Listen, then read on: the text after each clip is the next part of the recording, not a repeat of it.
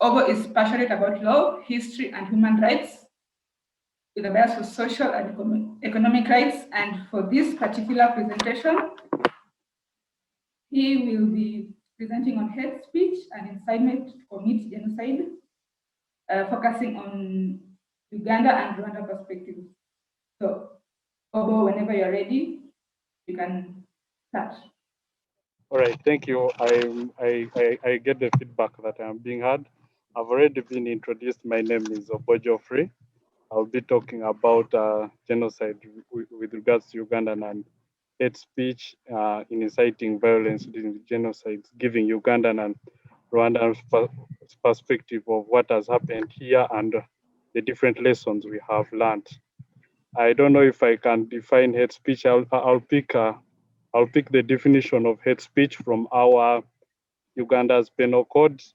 How we within what limits that we can say what is hate speech. Uh, it's publishing, printing, making addresses, or any act that degrades. It promotes ill feelings and hostility against a particular group of body of persons, or people of a particular tribe, or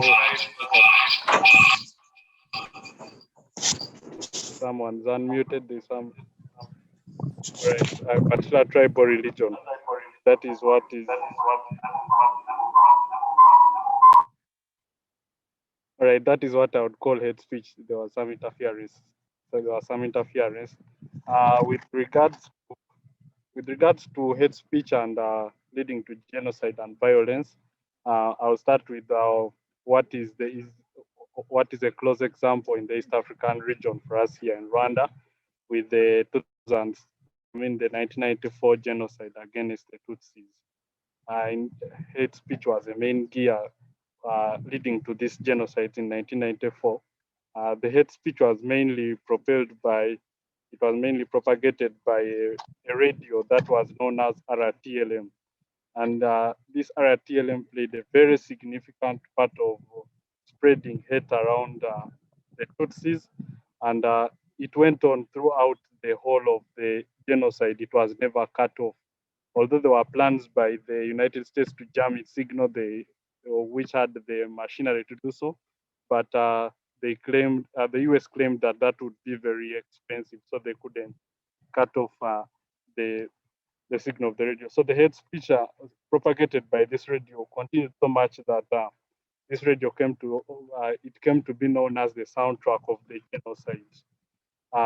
It was used to incite it, uh, it was used to incite give names to different people like the Tutsis. I called them cockroaches. It continuously reported on the massacres that were happening during the genocide, the number of people who were killed, who was killed. It was reported in a victorious and and a celebratory manner. It was also used to report where people were hiding, where Tutsis were hiding, or let me say Hutus who are keeping Tutsi. So this was the extent of the radio in the hate speech. In fact, there's research which suggests that this radio had a direct impact on at least 20% or 20% deaths in that genocide. The radio also was called mainly by the people who are listening to it as the sound of God. Whenever they had the radio speaking ill about a Tutsi, maybe name calling or spreading something, let's exterminate this and this, it would people listen to it. It was like a command coming from heaven. It was like a command coming from heaven. And when you look at this hate speech, it not only impacted on the areas where the transmission was of the radio, and it also extended beyond areas where even the radio existed. There was a spillover effect. So this is just an example of what shows. This is an example of what shows the extent to which hate speech can lead to violence and genocide, or it can incite people to commit atrocities. In Uganda, I would say particularly there has been no a a large extent of hate speech influenced by to extent like uh, something solely by a radio or television or person like RTLM. However, there have been several instances of hate speech in Uganda in the past. The easiest that we can trace back is in the 1970s hate speech against the Indian. This was during the Idi Amin era. A lot of hate speech was propagated by the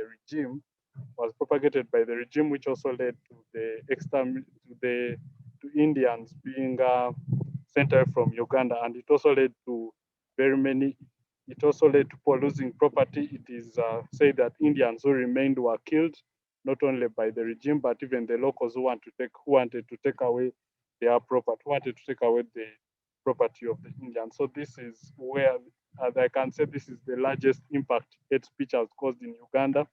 But even through this regime, what happened? There was a long lasting effect of just this one event in the 1970s.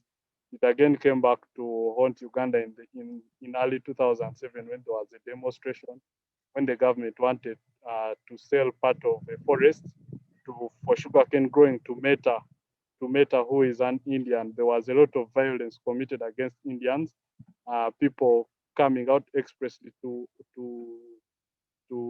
attack Indians on radio stations and televisions.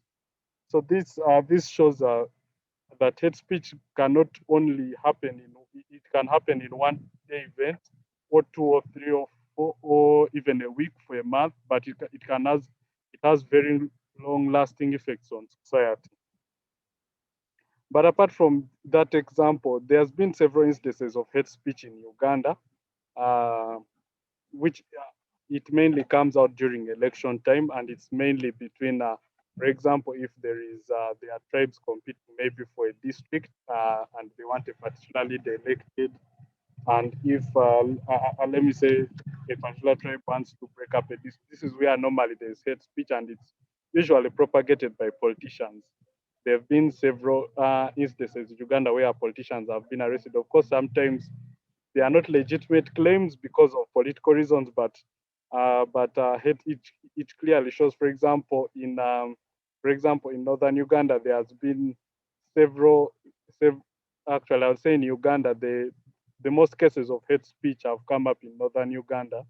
This follows after a rebellion that happened, a rebellion or rebel that happened for over 20 years in the country, and it caused some rifts in society where a certain section of society felt like the acts were committed against them more, and this still continues up to today where they still hate speech in certain politics areas. Cases have gone to court before. In cases of hate speech, there's one of Olaro Tuno versus Uganda. I mean Uganda versus Olaro Tuno, where he was arrested for talking about how the northern region has been marginalized, one group against the other. Of course, one can say it was politically motivated, but I think that shows the extent of hate speech. Different tribes in different districts competing for districts again, competing for competing with each district against another. For example, one wants to break off another. This is normally where hate speech creeps in Uganda. So hate speech and freedom of expression. I can say that the courts of Uganda have ruled that hate speech falls out of freedom of expression. You cannot propagate hate speech and then you say that you have your freedom of expression. Our constitution clearly has a limitation of rights, and hate speech is one of the instances where freedom of expression can be limited. This has been decided by a court case in the case of Charles Onyango versus Attorney General. Then the question of Uganda limits rights, as I have already said. However, the limitation of rights, you cannot use hate speech to politically persecute someone, but even the limitation of hate speech must be justifiable in a free and democratic society like Uganda. Uganda has gone ahead to create laws to prevent hate speech. The our penal code, the one where I got our definition from, which creates an offense for hate speech, and it gives a punishment of 5 years imprisonment. And also, I would say there are other laws that have which have been propagated to prevent hate speech, like, for example, the Computer Misuse Act, which creates an offense for using computer or cyber systems to promote hate speech. So, however much this hate speech I can say has not led to a genocide in Uganda, it is still there in Ugandan society, and it causes hatred between people. And the law is meant to protect. However, the law is usually used mainly when it comes in the political arena to solve political crimes and not to legitimately stop hate speech. And I hope Uganda and the rest of the world can learn from what happened in Rwanda to prevent hate speech from happening, cutting the head off before atrocities become grave, and many people die in society. All right, thank you very much.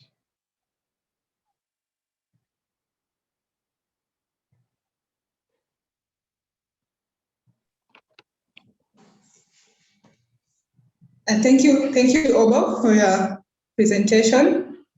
I think hate speech has a way of manifesting in our society that sort of reinforces crimes and hate crimes and can lead to things like genocide. We touched a bit on the Rwandan perspective and also what the courts in Uganda are doing to ensure that they sort of curb hate speech. And thank you for that presentation. If anyone is interested in sharing any questions in the chat, feel free, and Obo will answer them at the end of the session. I'll now invite our second panelist, Kevin Mwangi. So Kevin is a legal advisor on national, regional, and human rights, as well as international humanitarian law. He's an innovative, educated, diligent legal professional with over 5 years global experience working in human rights. He practices in areas of analysis, legislative drafting, and public interest litigation, among other disciplines. Mr. Kevin Mwangi has amassed expertise in law reform, democratic governance, and constitutionalism in the national and regional level. He has worked extensively on projects seeking to ensure realization of human rights at the regional and global level, including leading Kenya in drafting of the reports to Human Rights Committee on the International Covenant of Civil and Political Rights, as well as the University Periodic Review. He has participated in key discussions with development partners and civil society organizations towards interrogating emerging trends in the realization of human rights in Kenya and across the African continent. His work has seen him awarded the Law Society of Kenya, Nairobi, Corporate Lawyer of the Year. He currently sits as an expert member at the African Union Division, working on human rights, the African Commission on Human and People's Rights, leading East Africa in corresponding on issues of extrajudicial killings, enforced disappearances, and death penalty. And lastly, he also heads the legal department at the Independent Medical Legal Unit, which deals with prevention of torture, violence, and discrimination. Kevin will be speaking on a digest into Kenya's story on post-election violence and reparations. So whenever you're ready, Kevin, you can take the floor. Thank you very much, Camilla, for the elaborate introduction. As she has mentioned, I will be dealing with a digest into Kenya's story on the post-election violence and the reparation mechanisms available within the country. So Kenya's history is one of ethnic and political division, polarization, and competition, which has largely contributed to a political and social order that contributes to ethnocentrism and intertribalism antagonism. From 1964 to 1991, Kenya was a de facto one-state party after the Kenya African Democratic Union, KADU, merged with the Kenya African National Union, KANU, led by President Jomo Kenyatta, a member of the Kikuyu ethnic group. In 1991, Kenya's second president, Daniel Arap Moi, introduced the first multi-party election system since Kenya's independence in 1963. In the leading up to the first such elections in 1992, groups of individuals affiliated with the KANU organized gangs of armed young men with the promise of land and jobs to carry out the violence against members of the Luo, the Luya, the Kamba, and the Kikuyu ethnic groups in the Rift Valley. This resulted to approximately 250,000 people displaced, mainly Kikuyus, and approximately 1,500 people killed. In the 1997 multi-party elections were again marred with organized violence against groups in the Rift Valley and the coast provinces that were viewed and opposed to the KANU. Approximately 10,000 people were displaced and 400 people killed. The election featured, in 2002, the election featured two Kikuyu contenders from the presidency, Mwai Kibaki and Uhuru Kenyatta. It is notable for the lack of organized violence was deemed to be fair and free, although there were reported incidences of a small number of deaths, fewer than 200, and evictions. Without doubt, the post-election violence of December 2007 and early 2008 was defining political event of Kenya's history. Questions about the fairness of the electoral process and the legitimacy of its results brought large numbers of people out to the streets for what was initially peaceful protest. The police responded by brutally enforcing a government ban on public gatherings in order to quell this demonstration, which ultimately resulted in deaths of several hundred civilians and contributed to the further inter-ethnic violence. The ensuing clashes were incited by the leaders from different political parties and ethnic groups, as well as some figures in the media. The violence lasted for 2 months and killed well over 1,000 people, as well as displacing several thousands more, many of whom have still not been able to return to their homes. By February 2008, when the next general 2008, when Kibaki and Odiga signed the Principles of Partnership after successful mediation by Kofi Annan, over 1,300 Kenyans had lost their lives and 650,000 more had been displaced from their homes and their properties destroyed. 310,000 of the displaced persons were integrated among communities, while others, 350,000, sought refuge in the 118 IDP camps from around the country. As well as 2017 and 2013, the elections were marred by serious human rights violations, which included unlawful killings and beatings by police during protest and house-to-house operations in several parts of the country. So Kenya has been marred with violence in every election. We have not provided forms of reparation. And so I'll indulge and speak about the reparation mechanisms available to victims of post-election violence in Kenya since our independence. Reparation is first referred to the obligation of a wrongdoing by the state to redress the damage caused to another state.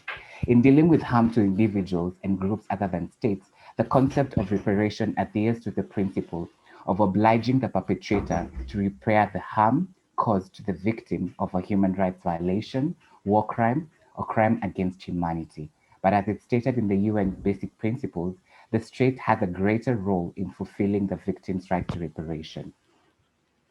The UN Basic Principles propose a typology of reparations consisting of restitution, which is meant to restore the victim to the original state before the violation was committed, compensation for any economical accessible damage that is proportional to the gravity of the violation, rehabilitation, which should include medical and psychological care, as well as legal and social services. These three types are generally meant to address many of the immediate, present, and long-term needs of the victim or the families. The UN Basic Principles speak further on satisfaction and guarantee of non-repetition as types of reparations. This mechanism can be combined with other types in a reparation program, but even when they're not, they can have reparative impact. Satisfaction can include official apologies, criminal prosecution, truth seeking, while guarantees of non-repetition can range from forms in the security sector, the judiciary, to broader institutional reforms that include, for example, constitutional changes, such as those adopted in Kenya in 2010. Reparation programs carried out in the post-authoritarian times in Chile and Argentina, as well as programs implemented after the World War II by Germany, the United States, and more controversially, Japan for victims of female sexual slavery, constituted of compensation and varying measures of restitution and rehabilitation. These countries could afford the cost of reparation and possessed the administrative and technical expertise to implement and maintain the different programs offered to the victims. These were programs that formed the basis for the drafting of the UN principles before they were finally adopted in 2005. Since then, however, the context in which reparations and other transitional justice mechanisms have been considered have included post-conflict developing countries such as Sierra Leone, Liberia, Peru, Morocco, Nepal, and Nepal. In this context, it would have been difficult to insist on the traditional approaches to transitional justice, which is narrow, focused on physical integrity, and civil and political violations. As in Kenya, the cycle of conflicts and repression in these countries are intractably linked to deeply entrenched social economical inequality, as well as economic crimes and grievances of a lack of access to land. Recognizing those factors, the mandates and reports of the Truth Commissions in more of these countries dealt with the root causes of conflict and proposed social and economic reforms that went beyond assigning responsibilities for crimes, violence, and abuse. So what are some of the reparation mechanisms available to post-election violence victims in Kenya? So one of them has been resettlement.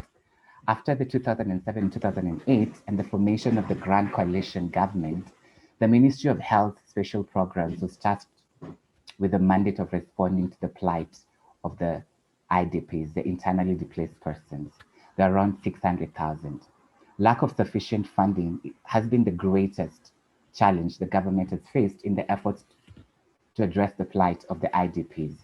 By the end of 2016, the government had provided 10,000 Kenya shillings, which is around $100, to start up a startup capital to 170 households and 25,000, which is $150,000 reconstruction funds to 37,000 households. A total of 122,000 persons had also benefited from the psychosocial initiatives, and a further 8,000 households had resettled on 20,000 acres of land purchased by the government. The cash for dismantlement has, however, been criticized by both the IDPs and civil society as a process that has lacked transparency and accountability. These were allegations of some government officials misappropriating cash meant for the benefit of IDPs. Consequently, a majority of the IDPs received either the 10,000, which is $100, or the 250,000, with some receiving nothing at all. On the other end, some IDPs received multiple payments by registering multiple times in multiple places. Among other issues that have been criticized by this system is the lack of proper records for IDPs, which has been a major obstacle in the implementation of these initiatives, especially early on in the process. Another key inhibition in terms of providing resettlement for the IDPs was a key provision in all the IDPs, such as the United Nations Guiding Principles on Internally Displaced Persons and the Kenya IDP Act of 2012 provide that IDPs should be consulted on any programs undertaken by authorities to address their plight. The government of Kenya has, however, faced a lot of criticism from IDPs, CSOs, and other stakeholders who accuse the government of implementing policies without any adequate or meaningful consultation. The Truth, Justice and Reconciliation Commission of Kenya was one of the other avenues that was established to ensure that we had reparation mechanisms. And so it was established in 2008 and had the ability to investigate, analyze, and report on what happened between 1963 and 2008 in regards to gross human rights violations, economic crimes, illegal acquisition of public land, marginalization of communities, ethnic violence, and the context in which these crimes occurred, and educate the public about his work. However, the TGRC was plagued with credibility questions owing to its chairman's dubious human rights record. This significantly negatively impacted the Commission's process, raising victims' apprehension about its ability to meet their reparative needs and demands. However, in 2013, the TGRC finally submitted its final report, which recommended a comprehensive package of individual and collective reparation for victims of abroad human rights violations, including sexual gender-based violence, forced displacement, and historic marginalization. The TGRC further recommended that the National Assembly adopt regulations enshrining the reparations plan as law. The National Assembly has yet to act on the TGRC recommendations on reparation. In 2015, however, our President Uhuru Kenyatta created our $110 million restorative justice fund for victims. However, the fund has yet to be operationalized. To date, the TGRC report has not been fully adopted by Parliament. Although the TGRC report was gazetted, chapters that speak on human rights violations and land issues were omitted in the gazettement, and little progress has been made in implementing the recommendations um, of the report, other than an apology issued by the President in 2015 establishing the Restorative Justice Fund. I'll move to the court system and I'll start with the ICC. As part of the national dialogue and reconciliation process following the 2007 election-related violence, the government appointed a commission of inquiry into the post-election violence known as the Waki Commission. The commission produced a comprehensive report in 2008 in which it reported reasonable grounds to believe that crimes against humanity occurred. This commission confidentially drew up a list of names of those with great responsibility for the violence and recommended that a special tribunal be established to try such suspects. Following the failure of Parliament to create such a tribunal or to initiate credible domestic investigations and prosecutions of the alleged perpetrators of the police election violence, in March 2010, the prosecutor of the ICC opened investigations into the occurrence of crimes within the court's jurisdiction.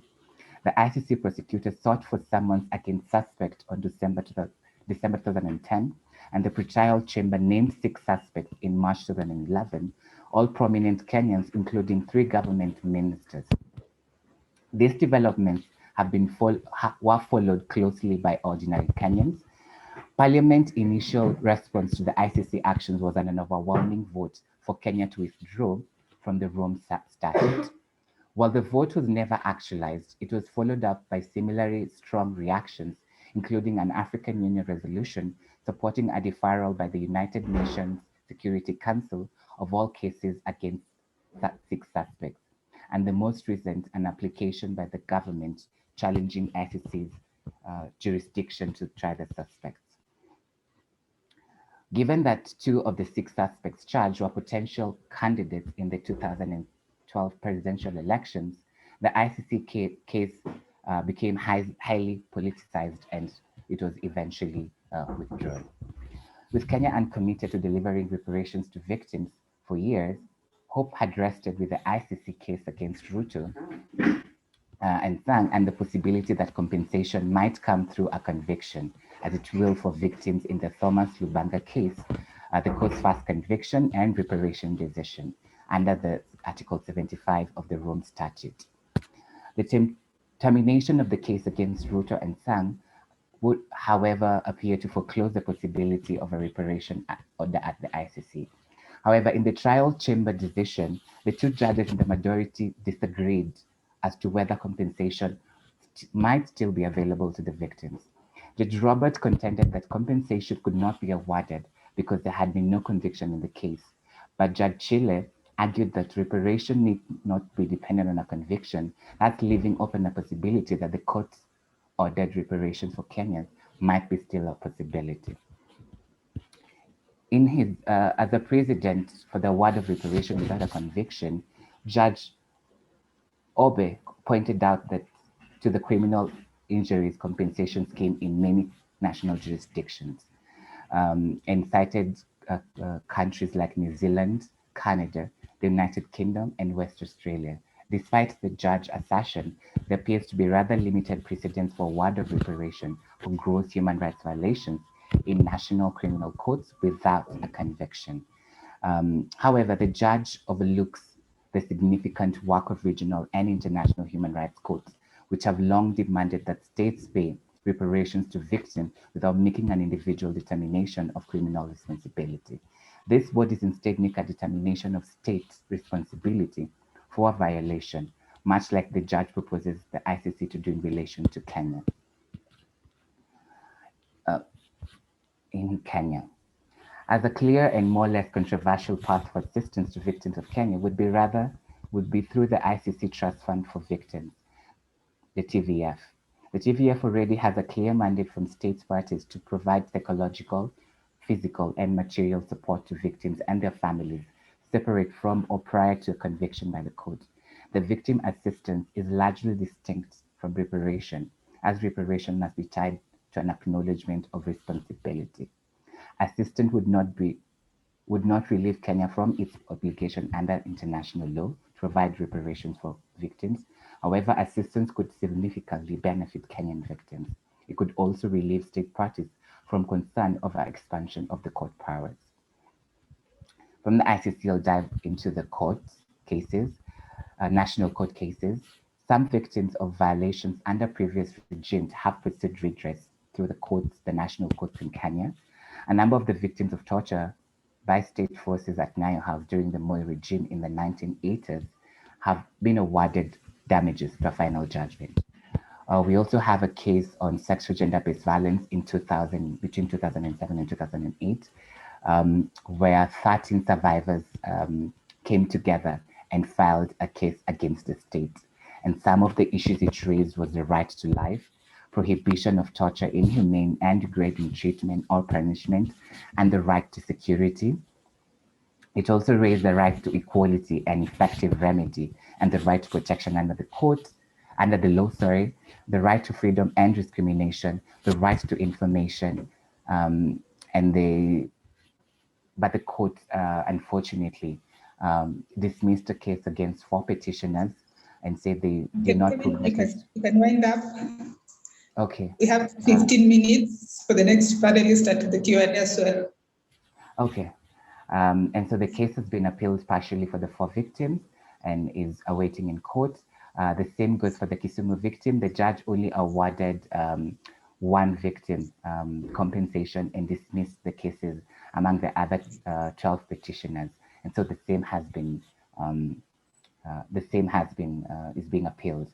And so some of the recommendations, maybe I'd give a few, is developed and implement through a transparent and participatory process a reparation program that is in accordance with international standards for all victims of serious human rights violations committed during the post-election violence, mobilize and necessary political goodwill in the National Assembly to ensure adoption of the TGRC report by the members of the parliament, and take the necessary policy and legislative measures to ensure the implementation of the recommendations of the TGRC report. So thank you very much for the opportunity, and I look forward to giving feedback on the questions. Thank you. Thank you. Thank you for that comprehensive presentation. I can see there's a question that has been directed to you in the chat, so you can feel free to answer that. Has Kenya been emphasizing on the victim support initiative? Yes, I can answer that, but you welcome the next And final panelist, I'm afraid Jacob was not able to join us today. So Florence Atieno is going to be our final panelist. And if we have enough time, we can take some questions at the end. So Florence Otieno Achieng is a passionate advocate of the High Court of Kenya, fellow of the East Africa Emerging Advocates Program, and a board member of the Young Women Leadership Institute in Kenya. She's also a board member of the International Commission of Jurists, the Kenya section, and she holds a Bachelor of Law degree from the University of Nairobi, a postgraduate diploma from the Kenya School of Law. She currently works at the Center for Rights Education and Awareness, Kenya CRU, where she has amassed vast experience working in women and girls' rights sector. Florence is zealous about empowerment of girls and women in Africa. So in the next couple of minutes, Florence is going to share on rape as a form of sexual violence. So welcome, Florence. The floor is yours. Thank you, Camila, for the introduction. I'll go straight into my presentation because of time. So we're discussing rape as a form of sexual violence, and in particular, rape as a weapon of war. So I'll briefly describe sexual violence, which is any violence, whether physical or psychological, that is carried out through sexual means or by targeting sexuality. It broadly covers psychological and physical attacks directed to a person's sexual characteristics. Sexual violence in conflict takes many forms. It takes rape, gang rape, penetration with objects or weapons, sexual slavery, forced abortion, forced marriage, and other horrific abuses that are designed to humiliate and destroy the sexual identity and autonomy of the victim. So I'll briefly define rape, which is the insertion under conditions of force, coercion, or duress of any object, including but not limited to a penis into a victim's vagina or anus, or the insertion of a penis in the mouth of a victim. So it's usually, I'm using gender neutral terms because it affects both men and women. It's not just a woman's issue. Throughout history, belligerent parties have used rape as a tool to punish, terrorize, or destroy populations. In some cases, armies and rebel groups employ sexual violence as a strategy to pursue their objectives. So it's important to know that sexual violence, and particularly rape, is not simply a byproduct of conflict, but is often a planned and targeted policy that's used. When we need to distinguish rape when it's happening within the municipal law and rape in times of conflict. So in municipal law, lack of consent and lack of capacity are usually the major elements in determining whether there was rape. However, in times of conflict, there's usually a coercive circumstance or element that exists. So there's usually a presumption of no consent. So this usually negates the need for the prosecution to establish the lack of consent as an element of this crime. So this was discussed both in the International Criminal Tribunal for the former Yugoslavia and the International Tribunal for Rwanda, which were both conflict settings. When we're discussing the legal framework, I think it's important to note Article 27 of the Geneva Convention, which basically states that women should be protected against any attack of their honor, in particular against rape and forced prostitution or any indecent assaults. This was also extended in the additional protocol, which was adopted in 1977. In 1993, the UN Commission on Human Rights declared systematic rape and military sexual slavery to be crimes against humanity. So I won't delve into a lot of what the jurisprudence and all of that. I'll just move into the need to hold individuals accountable. So history teaches us that there's a broad range of actors that contribute to the commission of international crimes during armed conflicts. There's levels to it, and essentially even in the prevention. So in order to, it's necessary to place responsibility on individuals during this. And when we talk about holding individuals accountable, we are talking both the perpetrators of the crime and the commanders. That's under the legal doctrine of command responsibility, where commanders and superiors and other authorities will be held liable for crimes that are perpetrated by their subordinates. This is because they are the ones who gave the orders. In terms of obligation, I think states do have the obligation, including successor governments, to prosecute crimes against humanity, genocide, torture, and these war crimes. So it's both the responsibility is both in the domestic courts and also in international tribunals. So I'll move straight to my recommendations because of time. So the first recommendation is definitely legislation at a national level. It's important for states to enact special regulations and legislation that incorporate international criminal law into their municipal systems. Domestic law should specifically criminalize rape during conflict, and the same should also be added into the military regulations, the codes of conduct, and even in the trainings. They should also include searching for and holding accountable all perpetrators and their commanders. This has been done, examples of the Belgium and Canada. My second recommendation is the removal of gender bias in municipal law and procedures. So most of the victims of rape are usually women, and so there's a need to have a gender lens when discussing these issues. So, and not only the discussion, but also in the process of the court processes, in prosecution, in the searching. There's also a very important need for the adequate protection of the victims and witnesses. There's usually intimidation, retaliation, reprisals. So it's very important that at all stages that there's adequate protection, including after. This can also include witness relocation programs to ensure that the victims and witnesses are kept safe, and in addition, confidentiality of witnesses during the hearing. So another recommendation would be appropriate support services to the victims, both psychological, and this is reintegration into the community as well. There's need to look at systems to enable victims to be reintegrated into the community. There's need for documentation of these crimes and a lot of advocacy around rape in times of conflict.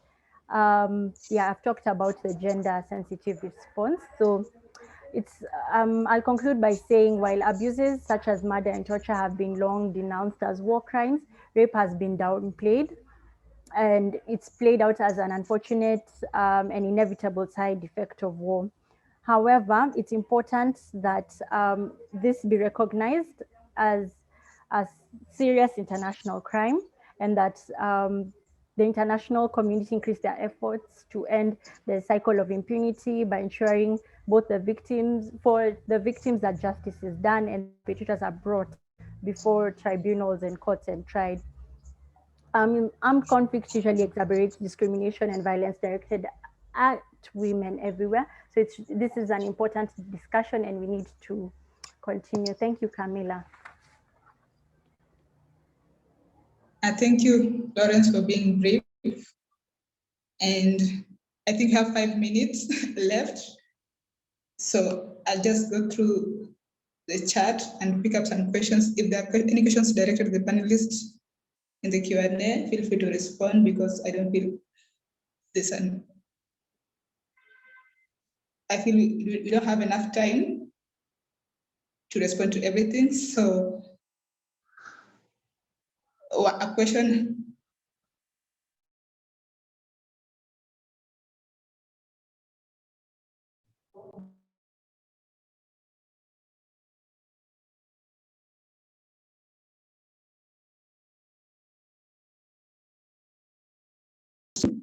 Better moving forward. So maybe this Florence can answer this.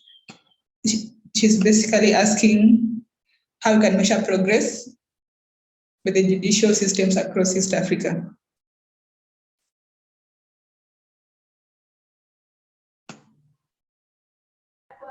So I think there's been good progress, because when we look at the International Tribunal of Rwanda, which is basically, there are very many perpetrators who've been brought before the court in terms of sexual violence and particularly rape. And this discourse has really, there's jurisprudence that's emerged from these cases within the Rwanda tribunal. So I think Kelvin had also mentioned in Kenya about the sexual offenses that occurred during the post-election violence. And again, I think we begin the discussion at this being litigated and having people then have this discussion so that there's more awareness. Thank you. Thank you. And I've seen Obo has responded to the question by saying, I think the role of informal justice system is important in getting accountability. For example, the Rwanda and the Kaka courts, which are informal Can I and have speak a little on that? bringing justice closer to the people. 1 minute. And then there's the Toput culture courts in northern Uganda have also played a similar important role. And while Obo prepares his response, a question has been directed to Kevin. How far have we gone with the use of litigation as a tool to assist IDPs in Kenya? So while Kevin prepares his answer, Obo, go ahead.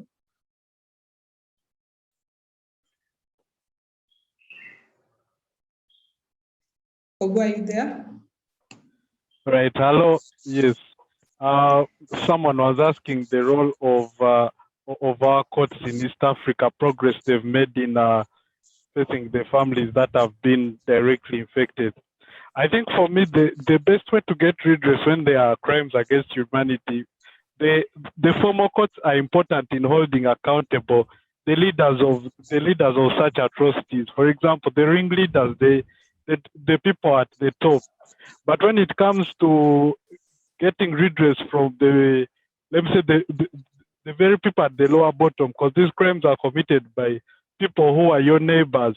For example, in the Rwanda genocide, women with children on their backs were seen hacking women down on the ground with children on their backs.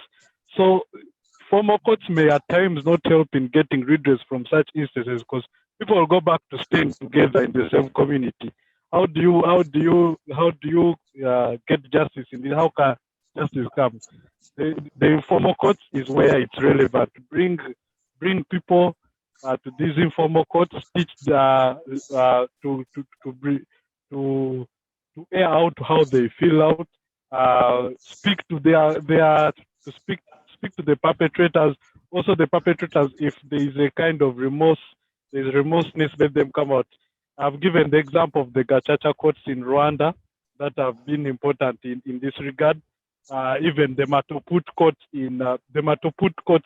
in northern Uganda, you will find the former rebel leaders who killed the same people they stay with now in the community have gone back to the communities because of the role of this informal system. So the role of informal system should be informal justice systems should be emphasized in East Africa to get some justice and accountability. Thank you, Obo, for your response. And I think just to add a bit to that, after the dissolution of the ICTR and the ICTY, I think the mechanism for international criminal tribunals in Tanzania is doing a good job of following up and ensuring that victims of genocide, the Rwandan genocide and the Yugoslavia genocide, get justice. And for that, the mechanism in Tanzania, sometimes it publishes information that's accessible to the public. So feel free to visit their pages and, just from time to time, you'll be able to see the importance of tracking the judicial progress. Yeah. And so, Kevin, you can take the next 2 minutes to answer the question. How far have we gone with the use of litigation as a tool to assist IDPs in Kenya?